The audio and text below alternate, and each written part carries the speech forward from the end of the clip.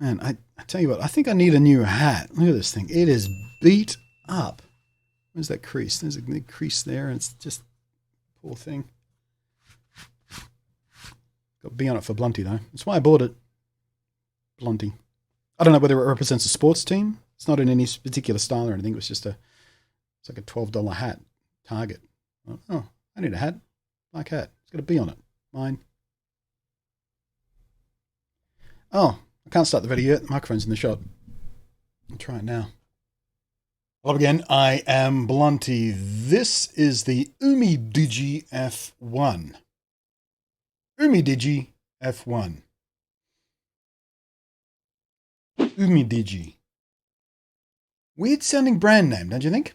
It is a $200 unlocked Android 9.0 phone with a 6.3-inch screen, 128 gigabytes of storage, 4 gigabytes of RAM, a big fat 5,150 milliamp hour battery, 18 watts fast charging, NFC, and a 16 megapixel main camera. Its whole thing is to front up like the significantly more expensive flagship phones from Samsung and Huawei and OnePlus and Pixel and all that sort of stuff, but sort of give you that impression of a high-end flagship phone, but for $200 instead of $1,500. It's not going to feel like a flagship phone for that kind of price, is it? Can't possibly.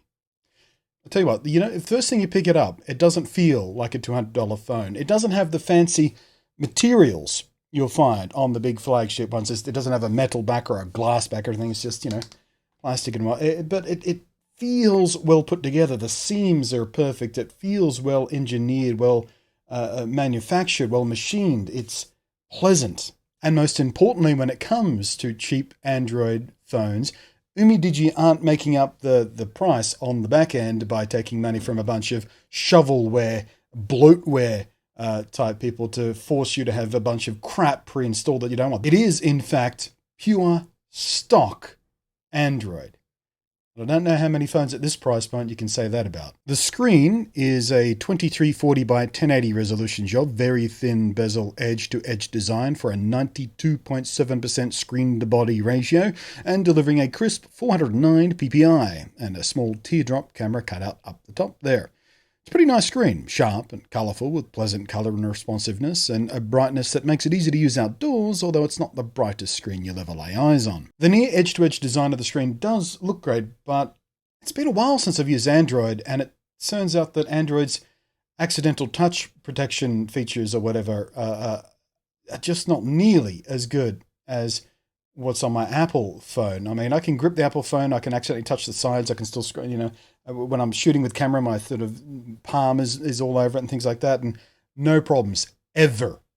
This, tremendous pain in the ass with accidental touches. I don't know whether it's an Android thing, I don't know whether other manufacturers sort of put in their own special touch drivers to help prevent that when you're talking about the Samsungs or the Huawei or anything. I haven't looked at any of their new phones recently. But I know on this thing, the accidental touch drove me bananas. Absolutely bananas. For sound, you won't get twin stereo front-facing speakers, just the earpiece or the bottom speaker. The max volume isn't spectacular, but it's enough for the kind of uses you need it for, and for when you're unlikely to be using it with a Bluetooth speaker or headphones. You do use headphones when you're listening to media and stuff, say, on public transport, don't you? You're not one of those people who listen to the speakers from your phone when you're on public transport or take phone calls like this with speakerphone. You're not one of those people, are you? Because if you are, you need a swift kick in the back of the head. Just saying. Thumbs up if I'm not alone on this one. What do you reckon? Edge talkers. And yes, by the way, it does have one of those old school steam-powered throwback headphone connectors if you're one of those type of people who is one of those fantastical Luddites who are just so terrified of moving on technologically speaking that you rely on a headphone, plug design that's, 60, 70 years old now?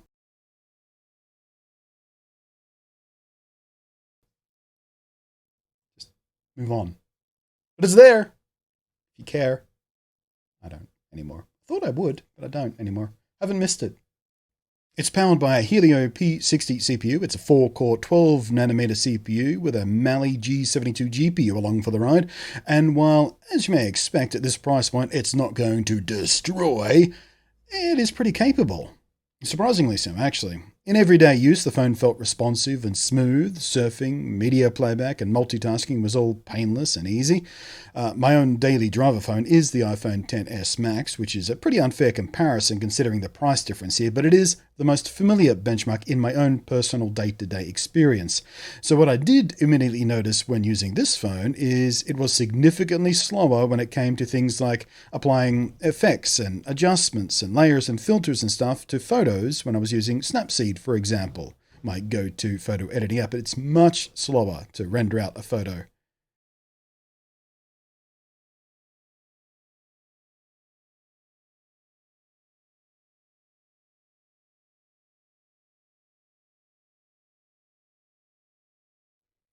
And as for gaming, well, the most obvious choice, Fortnite, refused to even run at all. Let me install it, but when I went to run it, it just says, nope, this device isn't compatible.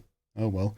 Which, considering the target market is very likely the younger crowd without the cash to spring for the trendy or high-priced iPhones and Samsungs out there, or at least parents unwilling to spend that kind of cash on their clumsy-ass kids, it might be an issue that it can't run Fortnite. However, games like Asphalt 9 ran very nicely indeed. I don't recommend playing Asphalt 9, by the way. It's one of those incredibly aggressive, watch an ad, spend some extra money kind of games, and the races are incredibly sore, but for the purpose of performance review, and, you know, the rest of the simple, common crapware phone gaming stuff like Mario Run, it was no issue at all. And although I cannot for the life of me comprehend how people play Minecraft with the atrociously bad on-screen controls they slam on this thing for mobile, it does nonetheless run perfectly smoothly most of the time. I saw a few hitches here and there, but for the most part, Minecraft is running better on this than I've ever seen it run at any phone even close to this price. So, as a gaming device, we'll call it adequate. Not fantastic, but adequate, at least within the limited expectations of the vile, infectious microtransaction farm crap heap that is phone gaming. Ugh. The camera also falls within expectations of a device at this price. It has a dual rear camera, but how this is implemented is baffling. It's not the usual wide-angle / telephoto pairing, or if it is, they forgot to put in a function to actually switch between them, because there's nowhere to be seen on the camera app. The second camera seems only to be used computationally for the bokeh background blur portrait mode thing, which again, perhaps an unfair comparison, but it just does not work anywhere near as well as the iPhone's portrait mode does. It's not really worth using, it's not very convincing, it's not very good, just leave it alone. In normal use though, it's a decent enough camera, so long as you have nice light and plenty of it, because in the dark it's nearly useless. Very grainy, and it resorts to using a shutter speed too slow to actually be useful for sharp shots in the context of a phone camera, which by nature will be handheld almost exclusively, and with shutter speeds this slow, you're just never going to get a sharp shot.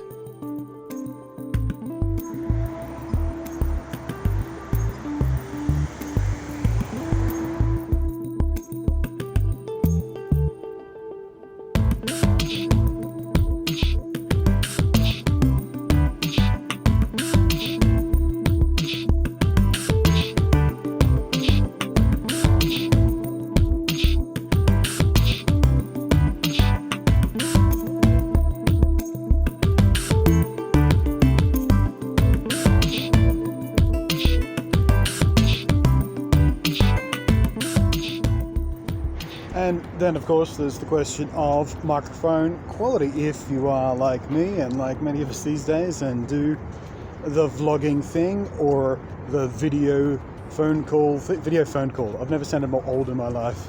The video thing, or, your little Snapchat moments or what up, or whatever the kids are doing these days with video. But you can judge for yourself. So I'm going to come around here so you can actually... Man, tell you what, the sun at this time of year in Sydney, just as we're sort of starting to dive into the cold part, as the sun rises, it's very, very low in the sky still, just smashes you right in the pupils and sears your retinas. Lovely for high contrast photography this time of morning, but not so much for your eye health. There we go, that's not so bad. You can see me and I can sort of squint. Anyway, I've waffled long enough for you to be able to hear the microphone, so purpose fulfilled for this shot. That's a nice shot right there. There we go. A little touristy shot. There's also no image stabilization, so the shake felt like stepping back several years ago to the bad old days of crappy earthquake phone video. I mean, my hands are practiced hands. I've been doing the video thing for many years now, and so I've got I've got techniques and body postures and things and grip styles to try and get this most stable possible, but there are limits to humanity, and without image stabilization, even I struggled to get a nice stable video shot. And most people, and you've seen these things on social media, most people sort of film like this with their arm way out there, so and they're going like this, and they're in vertical mode, and it's just, no, you're just not going to get very good video under those circumstances with this, I'm afraid. Focus was also quite slow and often unreliable, very often requiring several stabs at the screen to get it to focus on a specific subject. I think some of the times I was having problem with it was when I was gripping it like this, the corner of my palm was on the screen, so when I was tapping to try and get focus, it was getting confused between those two different touch points. Again, the iPhone never, ever, ever does that, no matter how I grip it, but Android just doesn't do palm rejection, accidental edge detection. It doesn't do it very well. Not this phone, it's Android, because like I said, it is stock Android on here, so it's Android's fault, not the phone's fault that the whole palm rejection thing is catastrophic. That's the other thing, by the way. This thing is always waking up. When you're walking around with it in your hand, it keeps, like if I put it to sleep now, if I just briefly touch the screen, it's gonna wake right. Yeah, there we go. I wasn't just the palm there. I just gave it a little bit of squeeze and it just woke up. I'm not sure how that is going to affect the battery. The battery seemed fine, by the way. I got through a day pretty easily, over and over and over again, with at least, I'll call it at least a third left after most days. Not a problem, but it does do a little vibrate every time it wakes up as well. So when you're carrying it in your hand, bzz, bzz, bzz, every now and again, and in your pocket, and even in my bag, I would look down in the little front pouch of my bag. I would look down and see the screen was lit up sometimes because it was just sort of turning itself on, ready to be unlocked. And I don't know whether that's this phone or that's Android, but that was very annoying too. In a similar vein, the remounted fingerprint reader here, not spectacular. Usually have to touch it at least 2 or 3 times for it to get to register, and up and down, left and right, and sometimes it'll lock me out for a few minutes because I tried too many times unsuccessfully. So that's basically useless. It does have face detection unlock, which does work quite well. It's rapid, it's fast, it gets me basically every time. I just look at the thing and it goes unlocked, fine. But again, with Android, that face detection is not secure, not even remotely secure. We've seen it time and time again. People sort of test this and they can unlock Android phones with basic face detection with photographs or videos on another phone and things like that. It's just convenient, but not secure. And before you leap on me saying, oh, you're just an Apple fanboy, when you turn on the feature, the phone, there's a little pop-up that comes up going, hey, face detection, you can do it, but be warned, it's not secure. Someone who looks a bit like you might be able to unlock your phone. Just so you know, tap here to confirm you've read this warning about this not being secure. So get off my sack about that. There's convenience, not security. And even the phone agrees. Even Android agrees. Even Google will tell you so right when you try and turn the feature on. So, do I like it? I do. I do actually like it. I mean, I've had a few nitpicky things to say about it, and some things kind of annoy me. But again, in the context of what they're asking for this, for $200 for an unmolested Android phone that does what this does, it looks how it does, I'm going to find it hard not to call it good value. It is going to be a very good option for those of you on a budget who can't afford or don't want to spend the kind of money that an iPhone or a Samsung ask for. If you want a cheap phone for your kids, if you want a cheap phone, if you're traveling somewhere that's sort of adventurous, where it's something, or might get broken or stolen kind of easily. I don't know, rock climbing adventure or something like that. Although, that said, it is not weather sealed, so not so good for fishermen, snorkelers.